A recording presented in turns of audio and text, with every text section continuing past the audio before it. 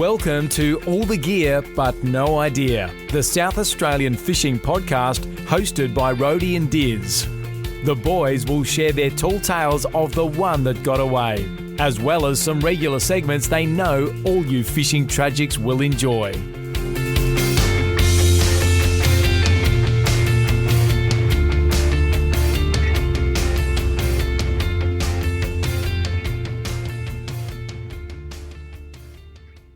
G'day guys and welcome to episode 132 of All the Gear But No Idea, the South Australian Fishing Podcast. Rhodey, we've got a huge episode with the boys behind the tuna comp.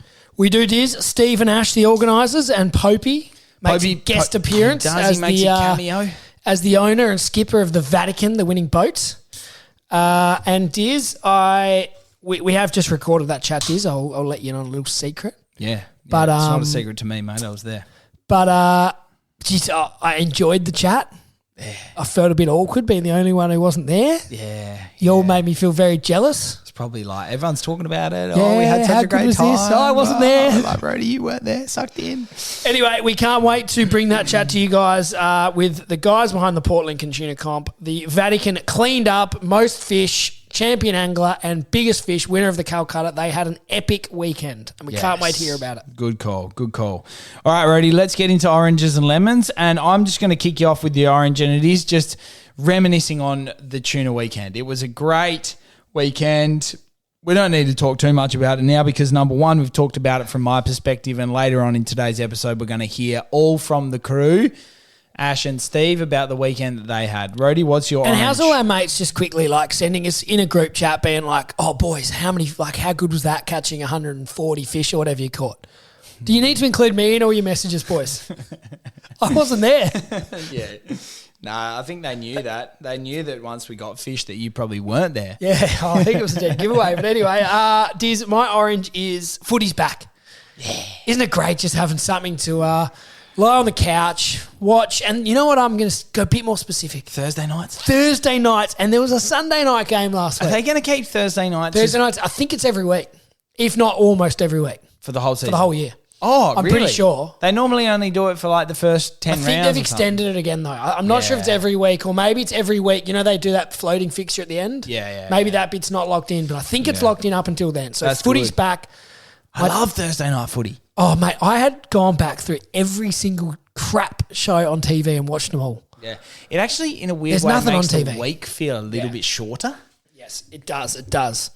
Diz, and talking about the week being shorter, my week's a bit longer because I had 2 weeks off work when Riley was born. Then I went back to work for 2 weeks, and then I had another 2 weeks off work, and now I'm back at work forever.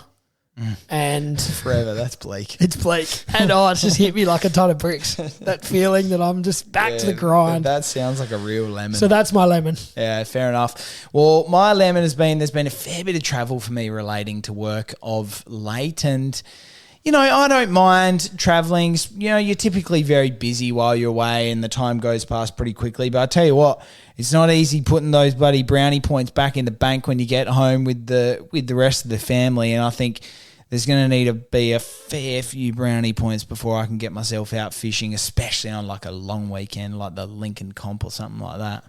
Well, lucky we got Easter, Diz, and we'll take the families over to York. So that'll kill 2 birds with one stone, won't it? Yeah, they'll be happy with that. Hopefully the weather plays a game. Righto, Rhodey, what's been happening on the socials? We've had a lot of traction about the Marion Bay boat ramp post. We did, Diz, and we've 130 something comments. Yeah, heaps of comments, heaps of people viewed it. Look, all had a common theme of these blokes have stuffed it up. Generally, yeah. The marine engineers and the council probably weren't copping a lot of love. No. So that new boat ramp is basically filling up with seaweed every day or most days. Yeah. Apparently there is a contractor who's cleaning it or clearing the weed every morning when it needs doing. But my big issue is what happens if you go out in the morning? Weed builds up. You come in, you can't retrieve. And the other interesting thing is they've put 2 big old boulders on the old boat ramp. So that's closed at the moment. There is talk that they are going to asphalt around that and keep it open, but apparently only keep it open for like emergencies or when the other boat ramp is unusable. So it's going to have a padlock on it or something stopping people from using it. So you're going to have this boat ramp that actually works and no one's able to access. Yeah. And another one that fills up with weed every day. So anyway, we're going to keep an eye on that one, Diz. Yes, we will. Good shout. And yeah, I think that basically has been a good little update that will take us nicely into the news. Rhodey and Diz have been searching far and wide to bring you the latest news across all fishing in the state, and will give you the rundown on what you need to know.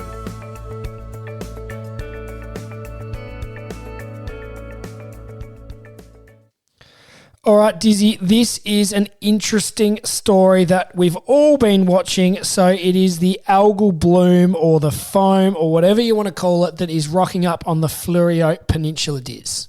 Yes, very troubling. So there's been some sea creatures dying. There's been a lot of octopuses, leather jackets, seahorses washing up dead. There's been surfers and swimmers getting some sort of irritation, itchy, burning eyes, coughing, sneezing sort of symptoms. Sickness, yeah. So they have closed. Waipinga Beach and Parsons Beach are closed until further notice. Encounter Bay through Hayborough are under close monitoring, but no current closures. The EPA has identified that the particular algal bloom is, I'm probably going to say this wrong, but Carenia milky moitoi. Yeah. So that's the cause of the current algal bloom. It is likely due to a marine heat wave with sea temperatures 2.5 degrees higher than usual. So Diz, SA Health's advice is to avoid contact with water that appears discoloured or has an unusual smell. So it's not closed for fishing as such. No. But I'm not sure you'd get me wading out there for...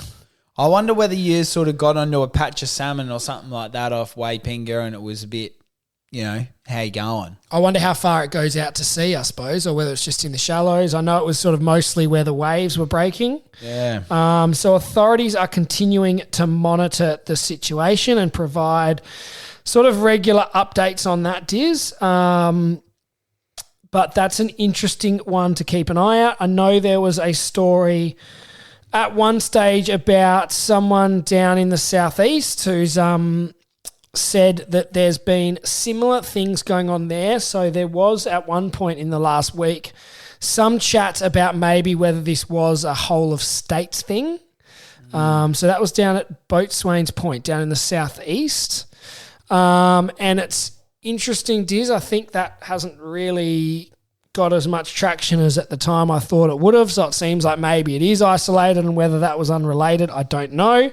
But we will keep an eye on it, Diz, and monitor that one closely. Good call, Rhodey. Good call. I like it. What else have we got, mate? Are we hearing some whispers, or there's doing a few rounds on the socials that maybe the snapper ban could be extended? Yeah, certainly nothing official, and this isn't. It's up next year, I think, Diz. But there has been. I've noticed a couple of people posting saying they've heard from X, Y, and Z, or they've heard on the grapevine that it is going to get extended for another 3 years. And I think would that push it out to 10 years if it did get another 3? Yeah. I can't remember exactly, but it would be getting 9. Close. Yeah. So those rumours are nasty, not what we want to hear. Nothing confirmed, rumours at this stage. But I think everyone was probably just assuming after a second sort of 3+ year extension on the ban that it was going to open up. But it certainly sounds like that's not a foregone conclusion, and there is certainly some chance, or according to these people, there's a very good chance that it gets extended further. Do you think where there's smoke, there's fire? Don't know. I really don't know. Come on, say something controversial. Yeah, look, I've got nothing for you. All I know is whatever research they're doing isn't weighing up, because everyone's catching heaps of snapper. That's what I will say. Yeah, well, we have had a number of different either commercial fishing people on the podcast, charter operators on the York Peninsula and the likes, people who do an enormous amount of recreational fishing on the York Peninsula, and all of them have got the same story. Your dad told me the same thing last week. They cannot get away from snapper. He's been catching snapper over there. Yeah. So it is anecdotally the case. And a lot of them are small, but there are certainly plenty of size fish being caught. And these are people that are targeting whiting. I was going to say nobody's targeting them. Well, I mean, technically no one's targeting them, and they're not getting big fish. And I certainly know a lot of people that would be fishing for nannies and the likes offshore would be pulling up snapper and having to get them back down with release weights and that sort of thing. But yeah, let's hope it doesn't get extended, Brody. But we'll keep our eye on that. It feels like a little while since we've talked about snapper, so that brings it back to the news segment. This entire podcast, so we've been going 132 episodes. We've almost not had an episode where we haven't talked about it. Yeah, to be fair. It's been the ongoing saga forever. Right, a bit more funding for the YabbyNet exchange. This is always good to hear. Everybody who's been listening to our podcast knows for a while about that particular exchange, given that the Opera House style nets are now banned and they've gone to the pyramid style. Tell us about the funding, Rody. So a final $30,000 worth of Yabby nets have been they've got access to. So that's Recfish in partnership with Green Adelaide and the Torrens River Platypus Reintroduction Project. So it'll bring the total retail value of the exchange program to over $100,000. Diz. So similar to previous swaps, the older Opera House style nets are handed in, and you're swapped with a pyramid net, which are there to protect they're better for the Racali, the native water rat, and also the platypuses. So it looks like that's another 2,000 Yabby nets ready to go at the Recfish SA office, and details of when and where you can access them will be available shortly through all the social media channels, Diz. Is the plural for platypuses? What about platypi? I think it could be platypi. I think it's platypi. That just didn't sound right. If anyone wants to send in a voicemail, somebody send in a voice memo whether the plural for platypus is platypi. Solving the big problems on the podcast. Juicy little news segment, Rody. I like that from you. It was very good, Diz. Now let's get into our tackle item of the week. Of course.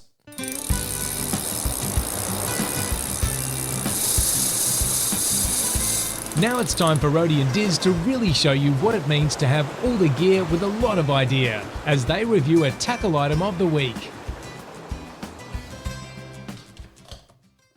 Righto, Rody, we have a fantastic piece of kit here. Of course, it is the world's greatest multi-purpose emergency radio, and it is made by a fantastic brand called Naked. So Naked Travel and Leisure. So it's Naked without an E. NAKD. Yes, it's a brilliant brand. We love what they're all about. And this particular, as I said, multi-purpose emergency radio has a whole stack of features that'll suit you people who are maybe into, well, basically anything outdoors. Yeah, so Diz, it's a battery pack, so you can charge your phone off it. It's got different, it can do the new iPhone style, the old iPhone style. USB-C, it's got lightning, it's got micro USB, it can tune into AM, FM radio, it's got solar panel on top for charging, you can put your AAA batteries, and the feature that I absolutely love the most, which is of course what you need in an emergency radio, it is hand crank power. It does, Diz, and it's just what you need in an emergency situation. And the guys behind this, I think they're up in Queensland, Diz, and they got this out just before. It's a new product that we've got our hands on here, Diz, and it's they got it out just before the cyclone hit. Yeah, and it sounded like they had some really good feedback straight away that people were able to have it charged, ready to go. The cyclone hit. They had access to the radio to sort of keep up to date with all the news that was coming. It's got a big torch on the front. They were able to charge their phones, all those sort of things. There's an SOS button, so I can't wait to put some charge into this and try that out. So I don't know whether that makes a big beeping noise or what that does. Yeah, not too sure. Good call. But the like you said, the light at the end is exceptionally good when you think about really you're only got to be hand cranking that for about a minute at over 130 RPM, and that's going to give you lighting for about 30 minutes. Do you want to have a competition who can hand crank it up to full charge the quickest? I think we might do that in a little video. Could be a bit of fun. That could be. Like that, Rhodey. Brilliant piece of kit. Shout out to Naked. Fantastic brand. Brilliant. Love it. Get your mitts on one. Get around it. Very good, Diz. Now let's get into our guest. We're going to get Ash, Steve and Popey on the line to chat all things the Port Lincoln Tuna Fishing Comp. Now it's time to get our guest on the line. We'll ask them the all-important 5 questions, then chat all things fishing in SA.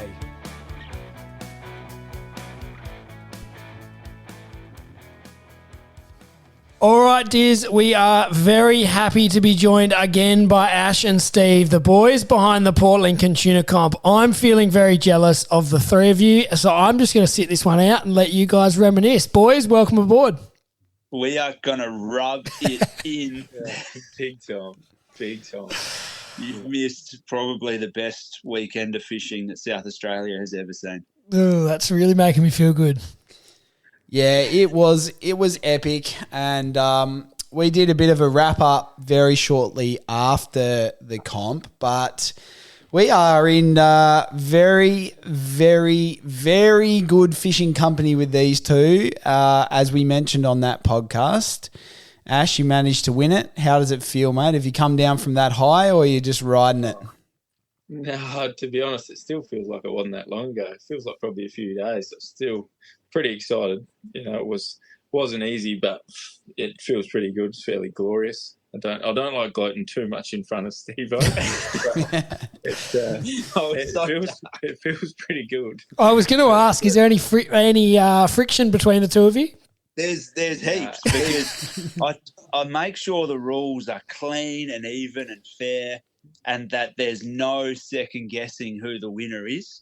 And to have Ashley up there and his bloody amazing crew as, you know, champion angler, runner-up champion angler, champion boat, that was awesome. You know, that's a lot of effort. Yeah, but to dumb luck across that heaviest fish too. Dumb luck. That's Steve-O. When you pull in half of the tuna in the Great Australian Bite, you've got to find one big one, don't you? Yeah, well, it was, and it was purely just it was a bit of luck. It was a numbers game. We certainly didn't change tact or do anything to try and catch a heavier one. We absolutely tried to get champion boat and champion angler. That was 100% our goal, and it has been for a while. We've worked pretty hard in the past, and we were close last year, and you know we were very well prepared to come back with a vengeance this year. And you know, I think it's fishing, so there's always a little bit of luck. But yeah, the crew. You know, I've always said I believe I had the best crew in the fleet, and yeah, this year we had the fish to prove it. So tell us about the story. We'll get into the general competition in a minute, but tell us the specifics of your weekend, Ash. Where'd you go? What lures? What was your crew? How many fish did you catch? Give us the full rundown of the winning boat. Oh, well, I always start about a week before, I suppose. My fishing actually starts days and days before. So I try and, you know, it's constant research of who you can talk to and find where the fish are. Unfortunately for me and Steve-O, we're usually that busy with work and organising the event. We usually don't get out in the boat to fish the grounds. We always have these grand plans of like pre-fishing once or twice during the week to find fish, as a lot of people do. But it never eventuates. But I'm pretty lucky. I have a few connections in and around the fishing industry. A few mates told me where some fish were. There is the odd eye in the sky rumours getting around, and you know, word on the street was the cabbage patch was pretty hot with a lot of fish, so that was where we decided to go. And and obviously the weather allowed us to get there fairly efficiently. We were far from the first boat there, but we landed on the fish where I chose to go, which was pretty nice. And yeah, you know, the lures are pretty standard. We don't really do anything with our tackle. We're pretty well. I don't think we're too far different to anyone else in the comp. Steve-O's gear is basically identical to mine, and Tony's on the Mealaloo. Like we fish together all three of us fish together all the time. Our gear is the same.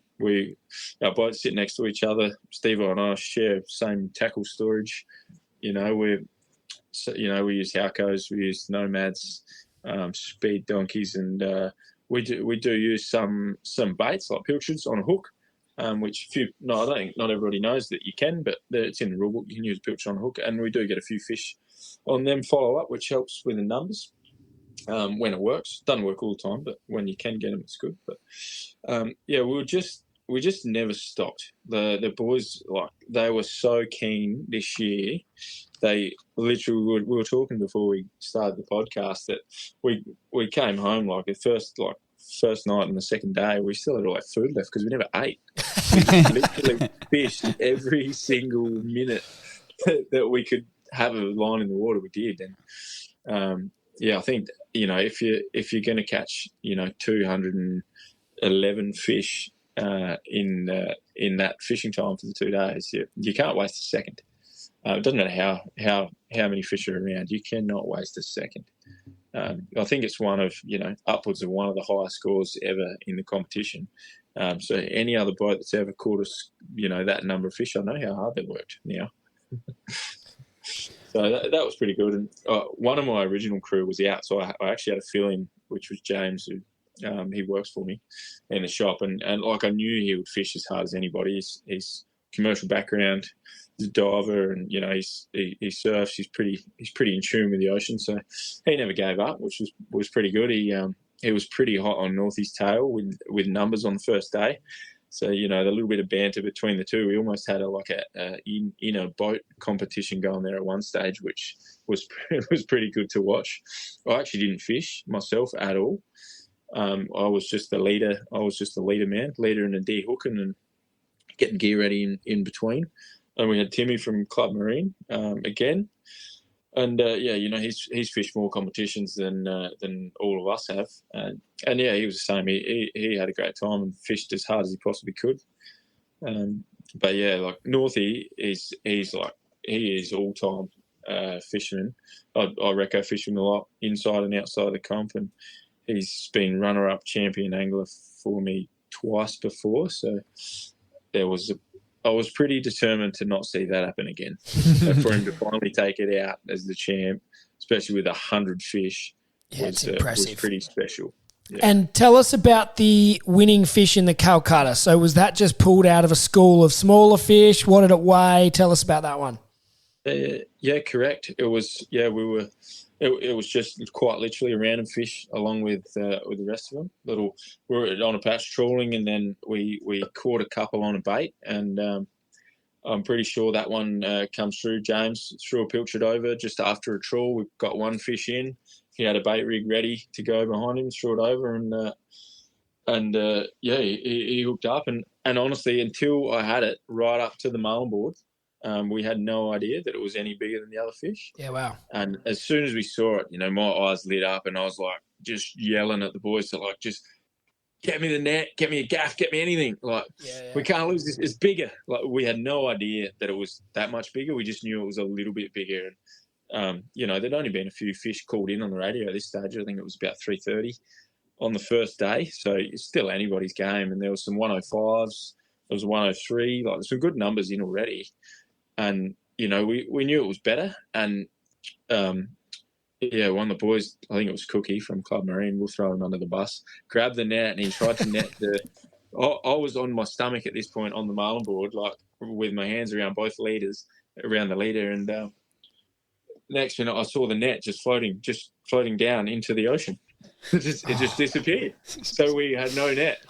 So I panicked and just grabbed the lure with one hand, which you shouldn't do, and there's another hook, and got my hand through the gills of the fish and dragged it in, and I literally bear hugged this fish on the deck and army crawled it into the door of the boat onto the deck, because we got to have something to weigh in. And it wasn't until we got it in and we were looking at it it looks pretty good, and we're all just still ripping Cookie for losing the net.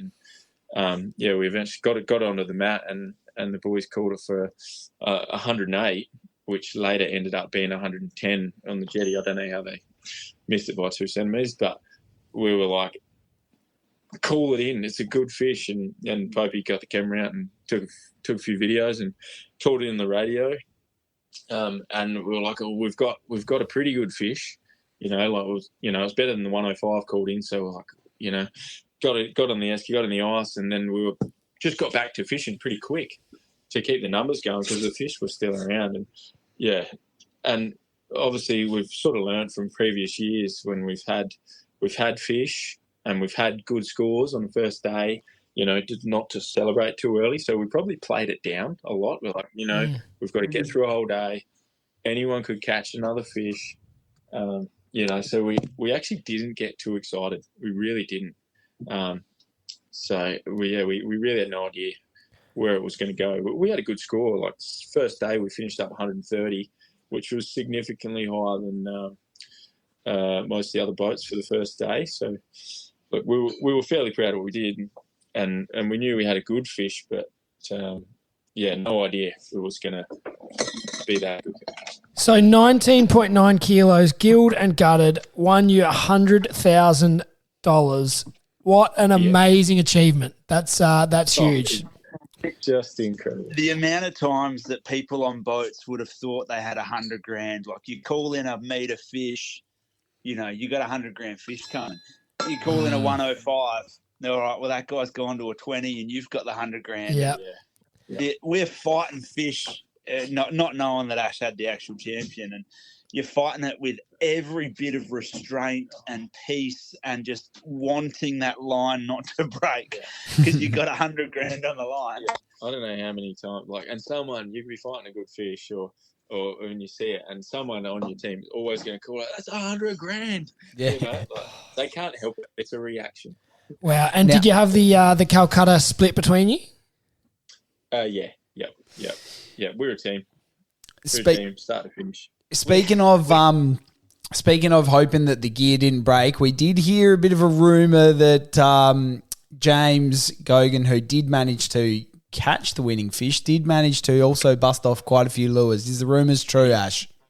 Yeah, he did. He did lose a few. Yeah, Northie had a few words to say to him a few times because he's a few stick baits shorter than he used to be. And it was his first time in the comp, and outside of the competition, none of us ever fished 10 kilo mono for anything. Nah.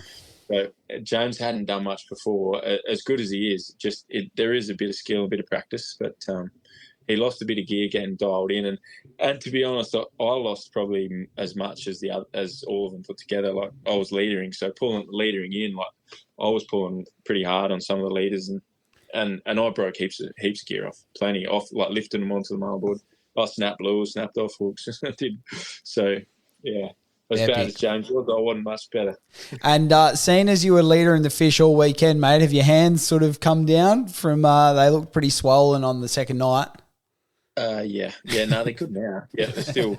Yeah, no, mostly all back in shape. Yeah, but they were pretty sore. They were, red, raw, swollen, and I did have gloves on the whole time. It was a bit of a joke actually with how hard the boys must have fished on this boat, and for a bit of context, we are sitting on the Vatican. In the Vatican, Popey? In the Vatican. In the Vatican. We're in the Vatican. And, it's a touch of luxury for me from the little trailer boat to come out and look at it. But just to picture the boys across the back deck and to stand on that marlin board that would have seen so many fish, and to picture Ash pretending to be Aquaman, ripping in all those leaders and bear hugging the fish on the way through. Like, it's unreal to be actually on that boat, reliving the stories. Glorious, I think, is the term you're looking for, Steve-O.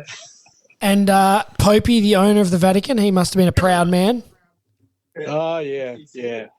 I've never seen guys work so hard. I mean, they're not half my age, but they're a fair bit younger than me. It was a thrill to watch them. So all I could do is try and keep them watered and keep them fed the best I could, which was just chopping stuff up and that they could grab and just stick in their mouth because they're that busy to get that many fish, to land that many and lose that many. It was a hell of an effort. And Northie was pretty gentle on the gear. He was a magician with the gear. and he pulled his last fish in just as well as he pulled his first fish in. So that sort of testament to him how fit and tuned he is in that style of fishing. So he was something to watch. It was really, really good. And the other boys put in a huge effort. Ash, amazing on the deck, just leadering all day. His fingers were as fat as sausages sort of at the end of it. So all I could do is just sort of sit there and admire these guys and do the best I could driving the boat. So Yeah, it was bloody. It was great. Yeah, it was epic watching you guys. You're a well-oiled machine. Everyone played their role, and hearing the story from you guys just now really does go to show that it was a huge team effort, very well-deserved, and there's certainly an absolute bucket load of jealousy coming from here. Winning fish, the $100,000, you bloody nailed it, guys. Well done. Thank you. All right, now we've heard enough of Popey and Ash bragging. Steve, tell us about the plans for next year. Yeah. Thank you. It's We've heard enough of those two. I've never handed anyone $100,000 check before. Like, it's just, I mean, circle back to that Friday night Calcutta. You know, Ash and I took this comp on, and we wanted it to be the most fun that it ever was, because that's why we took it on. We want it to be a blast. We want it to be everything that we remember from fishing it. So Friday night, we're full of anxiety, like the planning, and you don't know if you're going to have a $2,000 Calcutta pool or a $10,000. You got no idea. And just the crowd was, I don't know, something was in the air. I think everyone had checked the weather. Yeah. They all knew that it was going to be. It was already hot and calm. It was hot, calm. The aeroplane reports were of fish in every single direction of the competition. So to get the Calcutta prize pool to $144,000, immediately 10%, $14,000 to Variety, the children's charity. I mean, that is in itself probably one of the biggest donations that they'll see for the year. Yeah, individually, I think thus far it is the biggest. Yeah. And then, you know, to know that for those 2 days is $100,000 on the line, and to give it to your best mate. I mean, I had the video footage, and this was one of the changes in the rules this year, was you've got to supply me a photo and a video, the angler, the brag mat, the GPS, the rod and the reel, so that we can just show everyone. And we're putting them out on the socials now, and I had them all Sunday. I had 14 submissions in my phone, all these HVICs and videos and downloads from every different platform. But there was unequivocally some amazing fish caught that weekend. So to give Ash $100,000 is, well, the crew, well deserved. It was a great fish, and you know the video up now on socials flapping around. And someone saying $100,000. Yeah, that's what we want to replicate for next year. Yeah. Right. So 3 years running, we've had successful event after successful event. All we want is for it to be safe. This one will be the 20th anniversary. So it's the 21st year. It's around the 20th anniversary. We kind of found our limit this year with boat numbers, we think. The shotgun start was pretty busy. The Marina Hotel was pretty stretched. It was bulging. You know, so we think we've got the formula, we got the right numbers. So, 2026, the dates are set March 20th, 21st, 22nd. So not the long weekend. It's 2 weeks later. And, we just want to repeat. We're really not changing anything. I think we're just winding back day one fishing by half an hour. And that's more to protect ourselves, so we're not missing fishing in order to get back to organise the event. But otherwise, play on. Same thing. Let's go. If you could just wind the weather back too, that'd be great. You know, like 2 years in a row of spectacular weather, and particularly day two was just there's no swell. You're 60 k's offshore, no swell, boat's not moving, and there is just fish as far as the eye can see. Like some of our best photo, best video competitions still open, and the footage that I have of tuna free jumping and swimming under boats, and there's 23 boats at the Cabbage Patch fishing. There's 8 commercial vessels, and none of them are moving. There's just tuna everywhere. So, yeah, the chances of that replicating, probably low. So I would say prepare yourself for 26 knots, 3 metre swells, get the crew ready, get the quells ready. Wet weather gear. It's going to be tough fishing next year, but for the 20th anniversary, you've got to bring your best. Very good. Well, I've put in an online order for a 2026 calendar just so I can get the permanent texter and put those dates in. I'm not missing it. There is no way I'm missing out next year. As long as the fridge has the calendar on it and the wife sees the fridge, like, I don't know, like I'm on a shared calendar with the wife. I've got a shared calendar with the work Wi-Fi. Everyone needs to put this date in early. Do not book an overseas holiday. Do not book a wedding. Popey, is your diary clearing? It's clear. Right. Yeah. I'm on a gap year. You gotta lock it in. And in all sincerity, and we want to say this the nicest way, there is going to be a lot of interest in the competition for 2026. We've already got first entry. We've already got first entries. It's not going to be a wait till January, February, March thing. Like, this thing's going to be full in the next month or two. So if you are genuinely interested, you got to reach out to us. We've got to talk about entries, and we've invited all the past competitors as our first point and call to give the respect that they all deserve for being past competitors. And yeah, I'm pretty confident that we'll have a full fleet before long. Epic, mate. I have absolutely no doubt about that. You blokes run a stellar competition. It's been 2 of the best weekends that I've ever had fishing. It was great fun to be a part of it. Steve, Ash and Popey, thank you very much for joining us. Thanks for sharing your stories, and we look forward to the build-up. I'm already excited. It'll be here before we know it. Yeah, there's some serious expectation in the air. And all we want it to be is safe and fun, and we'll be fishing it and living our best lives. And, it'll be great if there's people like-minded sharing it with us. Thanks, boys. Thanks for all you do to put on the comp, and we're looking forward to the lead up to next year already. Yeah, well, we've already started. We really have already started. We're sitting on the Vatican. Ashley's got a leader in his hand. Popey's got a lure. We're on. All right, thanks, boys. Talk soon. Thanks. See you guys. Diz, that was a good chat. Made me jealous. Plenty to look forward to in 2026. And my God, those boys on the Vatican took the absolute mickey. Yes, they did. As I said towards the end of that chat, they were a well-oiled machine. Like, we were on the patch both days, and there was quite a few times that we were fishing with them, but they just had a crew that were just on like no other. They were just smashing it. Lures were always in the water. They were always fishing. They had it dialed in. It sounds like, when you're squid fishing and the pro comes up next year and you just think, geez, they're just better at this than we are. Yeah. It was a bit of that. But can I say also about the story, that marlin board that they talk about at the end is certainly a really good advantage of some of those boats. And I know that they went to net that big fish, but sometimes it does cost you a little bit of time when you're netting fish. And you don't have to net them, of course, but we were choosing to net most of the fish that we were bringing over to check them for size and then release them safely if they weren't in for the running for Calcutta. But you know what it's like. The singles get wrapped up in the net and they carry on a bit and it costs you a bit of time. But they were a well-oiled machine, and a huge shout-out to them for taking the bras, taking the bickies. And even just having a bigger boat, like they talked about, having a rod behind them ready to go with a pilchard on a hook. Just having that space to be able to have multiple options, have some stick baits ready that they talked about.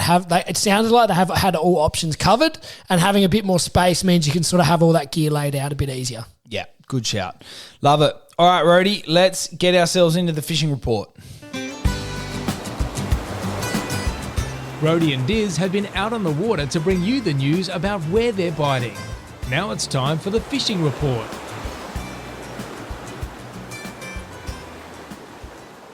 All right, let's start with a huge story coming out of Port Lincoln. It is, of course, the photo that the wonderful team at Tackle World Port Lincoln shared of the swordfish caught off the shelf. Unbelievable, mates. So Jeff Tucker and Scott Gaskell, and they've made a few trips out to the shelf hoping for the big one, and they did it, Diz. They caught a big swordfish. It's a nice looking stabby craft they've been out in. So they've headed out to the shelf. They've done the absolute damage, and I reckon those blokes got one last year. I think it was the same guys. Did they? Remember there was one last year? Yeah, okay. I wasn't sure whether it was a sword or whether that was barrels. No? Swordfish? No, they did. Wow. I reckon they did. Okay, epic.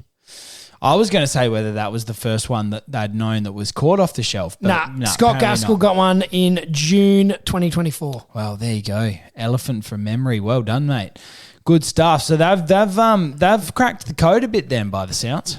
They have, Diz. So that's something to keep an eye on. I know we've had other people from Port Lincoln on, and they reckon there's maybe more out there than people realise. So I think that will be one of those things that grows. I know Tasmania has become a bit of a swordfish spot. Maybe SA is the next one to really kick off. And if we could get swordfish or whatever off the shelf and pair that with, a massive barrel fishery that's going really well, it'd make it a bit of a sport fishing mecca, Diz. Yeah, it would be. Well, there's been guests on our show before, mate, that say that we're not too far off possibly having a 12-month tuna fishery off Lincoln. Very good. What else has been biting, Diz? Well, we know that there's been some tuna around. Of course, we're in a John Johnson Memorial just this weekend gone, actually. They got quite a few fish, Diz. I haven't seen a winner, but they certainly on the Saturday got quite a few. Yeah, quite a few fish, so that was good. I think the weather just absolutely played the game for them in the end. After having it been cancelled twice, they got very lucky in the end with the weather the third time round, so I'm sure all the crews that participated had a wonderful day out and got a lot of fish. We'll keep you across the results when they come to And I think hand. from the first day, the leading fish was about 12 and a half, 13 kilos, something like that. So a bit smaller than you were getting over there in Port Lincoln. Yep, not a bad fish though. And Diz, what else? Squid, been going well everywhere by the sounds. Yeah, squid have been going. The crab season is still flying, man. Actually, I was talking to your dad the other day. I don't know if I told you this. I ran into him at the playground. He took Ned down to the park and we chatted fishing while the kids played. I'm glad you sort of gave those details up. Dad doesn't just usually hang around playgrounds. But He reckons there's never been as many crabs over at Black Point as he's seen lately. Wow, there you go. Well, that lines up with Shane Mensforth's comments about it being one of the best blue swimmer seasons that he can remember. He said someone was snorkeling and they reckon there was crabs absolutely everywhere. A huge amount of them. Wow. So last year wasn't a great year, but this year has been the year of the blue swimmer crab. Yeah, they've come back with a vengeance. So that's really good. We're going to be over on Yorks on the Easter break. We're hoping for good weather and good fishing. But outside of that, we don't have a heck of a lot of notable reports except for the ones we've just mentioned. But, of course, shout out to everyone who's been out there fishing, doing the miles, getting the smiles. Hope you've been having a great time out there. And please feel free to, of course, tag us in anything or send any photos in. We always love seeing that stuff, Rody, don't we? We do, Diz. Keep us in the loop. Send us through a voice message. We love getting them. We love responding to them. We love putting them on the podcast. And big shout out to Ash and Toomey for putting on a great competition and joining us again tonight along with Popey. Congratulations to the boys from the Vatican. And Diz, great chatting with you. Good chatting to you, mate. It was nice to have a little cameo from Popey, wasn't it? Very good. The elder statesman of the Vatican, the brains behind the operation, I'm sure. Good call. All right, see you next time, guys. Rody and Diz hope you enjoyed today's episode of All the Gear But No Idea. Keep up to date by liking and sharing us on Facebook and Instagram. And you can subscribe on all the major podcast platforms. Until next time, good luck fishing.